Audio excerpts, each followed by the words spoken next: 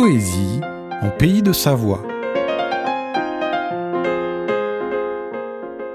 Bonjour à toutes et à tous. Nous avons le plaisir aujourd'hui de vous proposer une émission sur Jean-Vincent Verdonnet à l'occasion du centenaire de sa naissance, en compagnie de Michel, bonjour. Bonjour. Et de Michel. Bonjour. Jean-Vincent Verdonnet, 1923-2013, est né et décédé en Haute-Savoie, son cher département. Village natal, Bossey. C'est un poète majeur. Il a écrit plus d'une trentaine de recueils, édités pour la plupart aux éditions Rougerie. Nombreuses distinctions littéraires, parmi lesquelles le fameux prix Guillaume Apollinaire en 1985 et le prix Paul Verlaine de l'Académie française en 1995. Je dois signaler que Jean-Vincent Verdonnet m'a fait l'honneur de parrainer depuis le départ, c'est-à-dire depuis 1984, la revue Coup de Soleil, Poésie et Art, que j'anime avec ardeur et qui fête cette année ses 40 ans d'existence. Voilà ce qu'écrit à son sujet le poète et romancier Robert Sabatier. Lié à la terre, Verdonnet ne se contente pas de la chanter dans ses apparences, il lui arrache ses significations secrètes. Il célèbre l'union du sol et du poème. On écoutera les battements du paysage comme ceux d'un corps. On entendra les pas sur le chemin.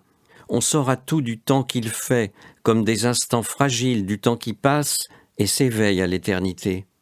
La lumière, la nuit, le froid, le chaud seront poésie.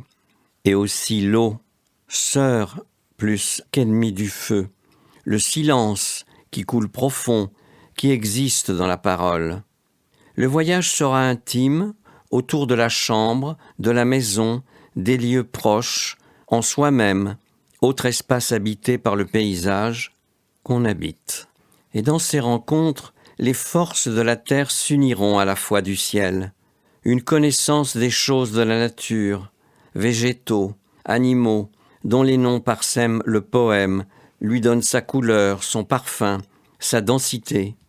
Une fraîcheur, une manière d'apprivoiser les choses de la vie et d'adoucir celles de la mort. Jean-Vincent Verdonnet sait qu'un détail peut faire imaginer un ensemble, poursuit Robert Sabatier, dans sa monumentale Histoire de la poésie française. Nous ne sommes pas éloignés de Jean Follin ou des poètes de l'école de Rochefort, mais on va plus loin dans le déchiffrement des énigmes naturelles, des correspondances, de l'émerveillement. Tout reste intime, fragilisé, le paysage devenant un rêve du paysage tout en gardant sa forme concrète. Et passe une sensation de bonheur jusque dans la mélancolie. Quelques poèmes de Jean-Vincent Verdonnet, l'ami si fraternel, un père en poésie.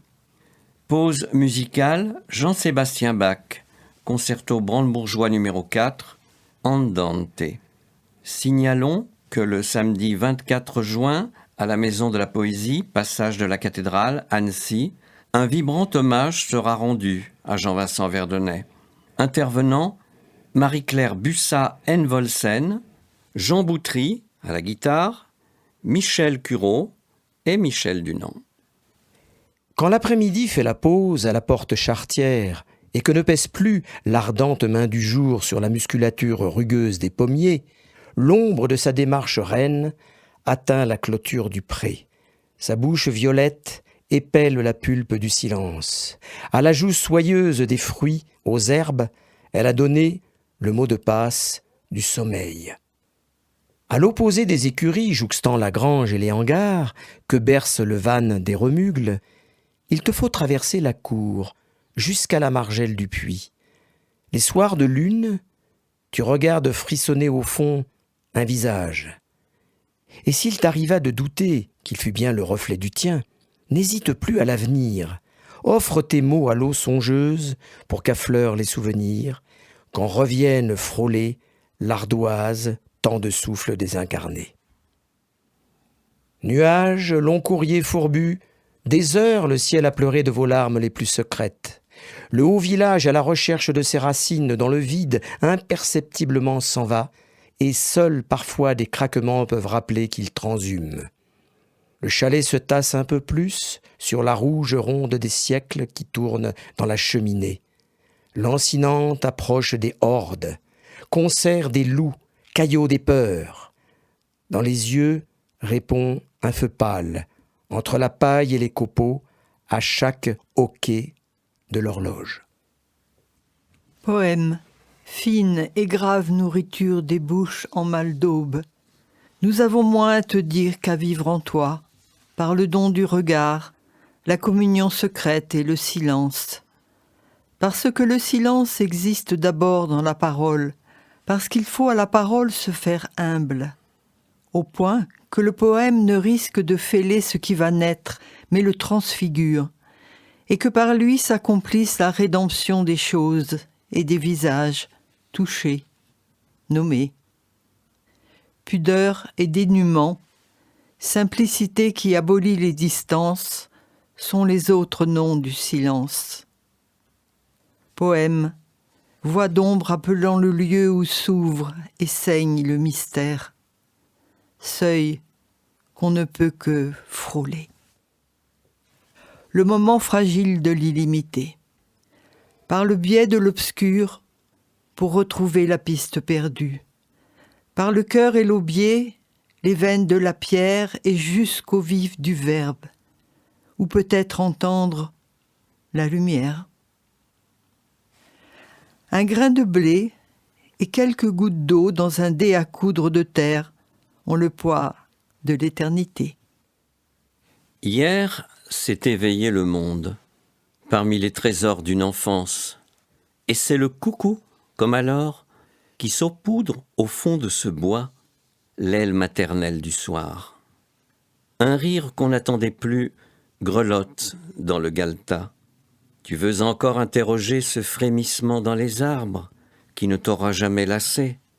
Il ressemble à la mer, là-bas, la première fois qu'on l'entend. Prodigue de retour, après les rencontres et les épreuves, tu sais que tu repartiras vers l'aube où vagit la présence. La transparence qui dépouille et s'annonce au loin sur les eaux. À l'ombre mince de tes cils, quel beau temps pour dormir, ma haute bergerie hantée d'animaux tendres et sauvages.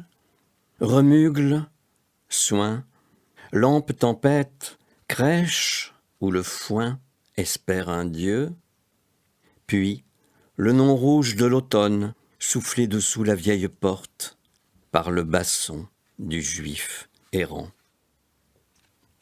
Mordus jusqu'au sang par l'automne, nous irons à travers bois, appuyant nos joues au tronc de rêche écorce. L'eau du silence en nos veines joindra sa lumière à celle des peupliers. Nous prendrons à pleine main les feuilles tombées pour que passe en elles un peu de notre chaleur. Et longtemps, l'encens des saules en nous brûlera, haleine du temps perdu.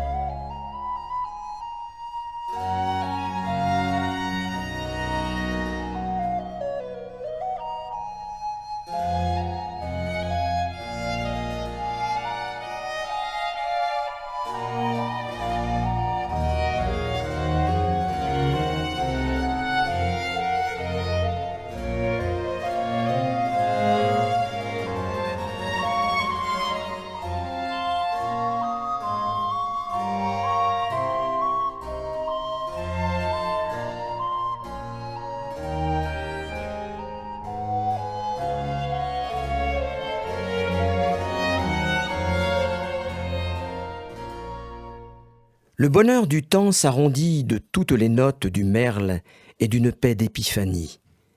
Ne gaspille pas le printemps, même si prodigue il s'enivre. Fais comme s'il ne devait plus être suivi par aucun autre. Fraîcheur de l'eau, souffle de l'air, échange de sérénité. Rien ne peut égaler la soie des feuilles nouvelles du frêne. Confie-leur sans tarder tes mains. Gorge tes yeux d'une candeur messagère, de l'opulence en fleurs, aux branches des vergers.